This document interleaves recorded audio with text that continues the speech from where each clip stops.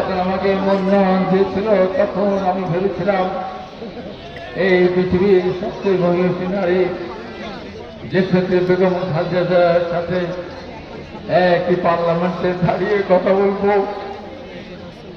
মনে মনে ইচ্ছা পোষণ করেছিলাম আমার প্রতি সদয় হয়ে যদি দেশনেত্রী বেগম খালেদা তার ক্যাবিনেট নিয়ে কথা বলার কাজ করে সুযোগ দেয়।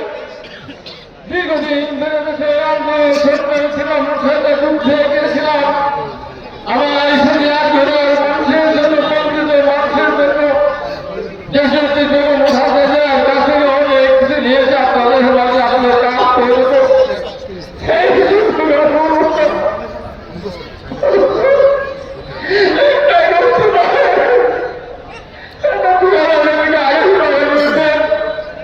আমি এই কথা উত্তর দেওয়ার জন্য আমি ডাক্তারের সাথে হাসপাতাল থেকে আলাপ করেছে একজন মানুষ মরে গেলে পাঁচশো বেশি ইঞ্জেকশন রাখা যাবে তার ভিতরে পোড়া করে থাকে খেয়ে যাবে আমাদের চামড়া উঠে যায়।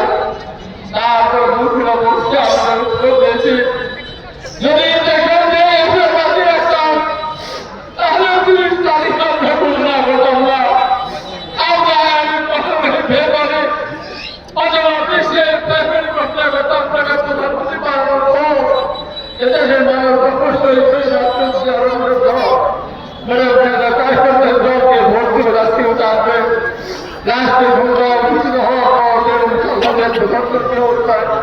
আমরা ঘোষণা করতাম আমাদের প্রধানমন্ত্রী নেই। তাই বলতে চাই তাদের বলতে চাই এগুলো বলেন এই মিথ্যাতে হয় করবেন না। তাই রহমানের বিরুদ্ধে বিশাখা আক্রমণে অনেকদিন পর দেশে ঢুকলেন এই দেশের সামনে নিয়ে তো ভোটকর্তা শুনেছেন উনি যেদিন ঢাকায় ঢুকছেন কারোর বিরুদ্ধে এগুলো বিশ্বাস নেই, আমাদের কারোর বিরুদ্ধে এগুলো বিশ্বাস নেই। দেশ থেকে ওই 7 বছর টাকা হয়েছিল আমি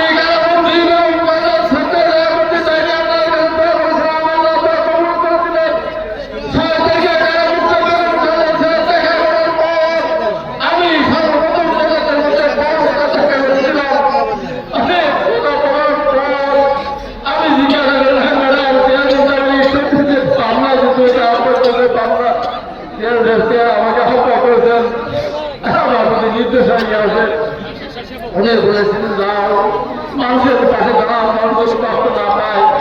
আমি আজকে এই জায়গা থেকে সরকারকে বলতে চাই এই চব্বিশ বাংলায় মানুষকে বলতে চাই কোন মানুষের কারো বলতে না করে আজকে সফল দেব কোন মানুষের উপরে সত্যি আসিয়া বাংলায় অত্যাচার করতে কাউকে দেব না। দেখো না এটা দেখা লাগে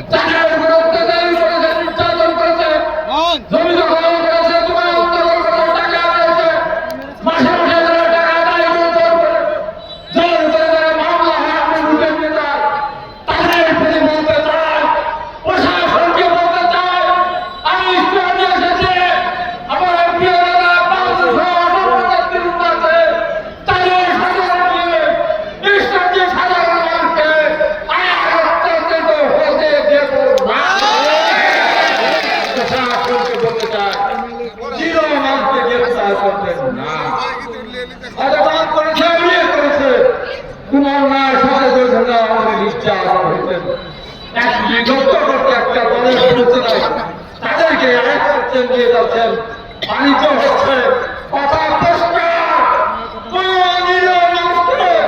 অন্যায়ভাবে গ্রেফতার করা যাবে না।